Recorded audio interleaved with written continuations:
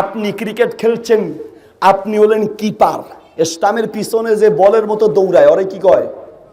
Keeper. আপনি keeper, আজান দিয়েছে, আপনি অধিনায়ককে বলবেন ভাই আজান দিয়েছেন আমি নামাজ পড়তে যাই। অধিনায়ক আপনাকে সুযোগ দিবে না, বলবে তুমি নামাজ পড়তে গেলে বল কি তোমার আব্বা ধরবে? আপনি বলার, আপনাকে নামাজের সুযোগ দিবে না। আপনি ব্যাটসম্যান, আপনাকে নামাজের সুযোগ দিবে না। আপনি প্লেয়ার, আপনাকে নামাজের সুযোগ দিবে না। আপনি বোলার, আপনাকে নামাজের সুযোগ দিবে না। আপনি কিপার, আপনাকে নামাজের সুযোগ দিবে না। আপনি অধিনায়ক, আপনাকে নামাজের সুযোগ দিবে না। যেই খেলা খেলতে নামার পরে নামাজের সুযোগ পাওয়া যায় না, লাথি মারো ওই খেলায়, ওই খেলা হলো হারাম খেলা। আমাদের যুবক ভাইদের জন্য কয়েকটা কথা বলা দরকার, বলবো? যুবক ভাইরা রাগ কইরো না, তোমরাও হারামের ভিতরে আছো। ক্যাসিনো চিনেন? ক্যাসিনো, ক্যাসিনো কোথায়? কোথায়? ঢাকায় না, ক্যাসিনো আপনার পকেটে। ক্যাসিনো আপনার পকেটে। বলে হুজুর কিভাবে? ক্যাসিনো তো কি খেলে? ক্যাসিনো তো জুয়া খেলে। ক্যাসিনো তো জুয়া খেলা হয়। আমাদের অধিকাংশ যুবকের মোবাইল হয়েছে এখন ক্যাসিনো। ক্যাসিনো এই মোবাইলের ভিতরে তাস খেলে, মোবাইলের ভিতরে ক্যারাম বোর্ড খেলে, মোবাইলের ভিতরে ছক্কা খেলে। এই মোবাইলটা তার জন্য জাহান্নামে যাওয়ার কারণ হয়ে যাবে, ঠিক কিনা?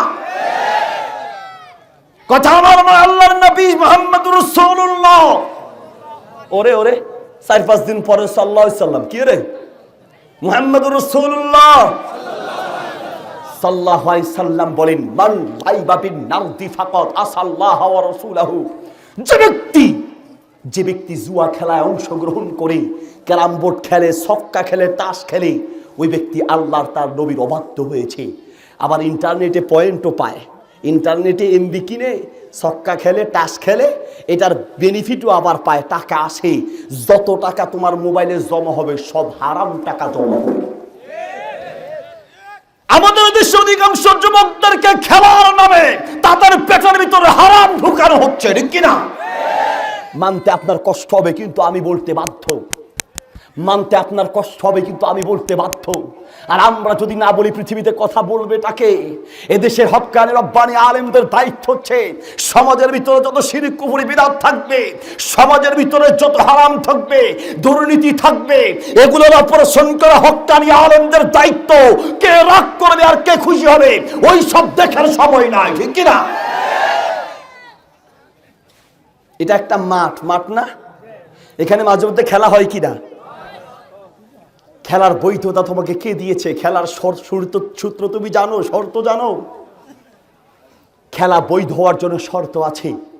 নাম্বার 1 নাম্বার, ওই খেলা জায়েজ নাই যেই খেলার ভিতরে জুয়া থাকে। জুয়া কিভাবে? জুয়া দুই পক্ষ খেলছে, সাদা গেঞ্জি কালো গেঞ্জি। সাদা গেঞ্জির ভিতরে ক্রিকেট খেলতে বা ফুটবল খেলতে নেমেছে 11 জন করে, তাই না? এক পক্ষে 11 জন, আরেক পক্ষে 11 জন, মোট কয়জন হয়েছে? প্রত্যেকে কয় আমরা 1000 টাকা করে জমা দিব। দিল 1000 করে জমা, হইল কত? 22,000 টাকা। 22,000 টাকা জমা দিয়ে খেলতে নামে। নামার পরে সাদা গেঞ্জি কালো গেঞ্জি, যেই পক্ষ জিতবে ওই পক্ষ 22,000 টাকা নিয়ে যাবে। যেই পক্ষ হারবে ওই পক্ষ বসে বসে আঙ্গুল চুষবে, ঠিক না?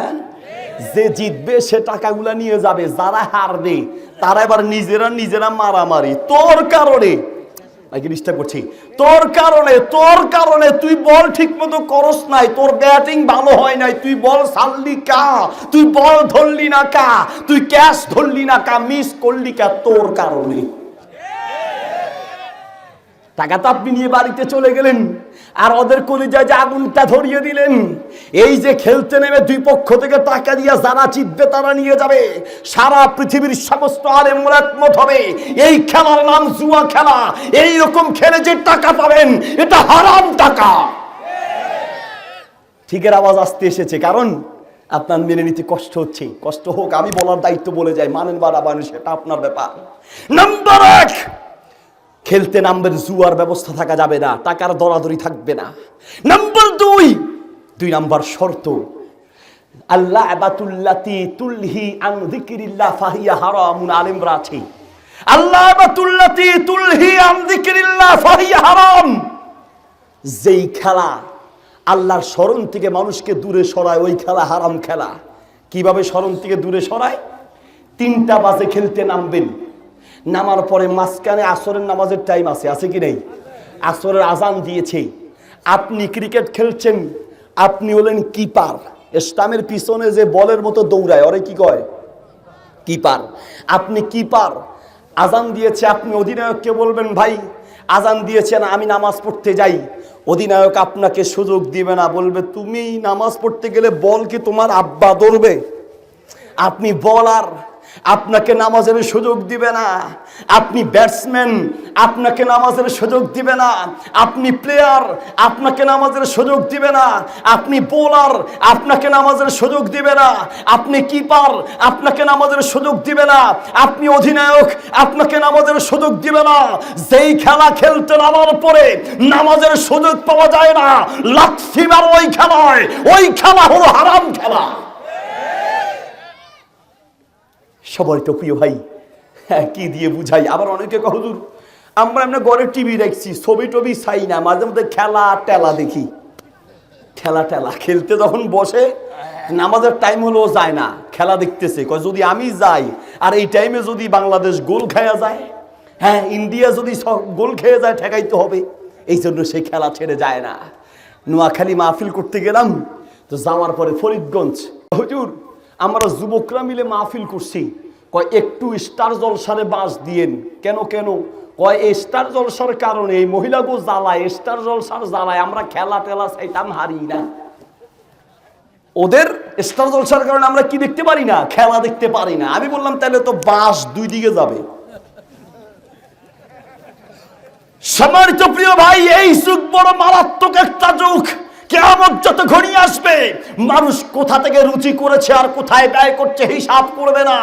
আজকের যুগের সবচাইতে বড় আল্লাহওয়ালা, বড় বুজুর্গি হচ্ছে হারাম থেকে বাঁচতে পারা, ঠিক কিনা?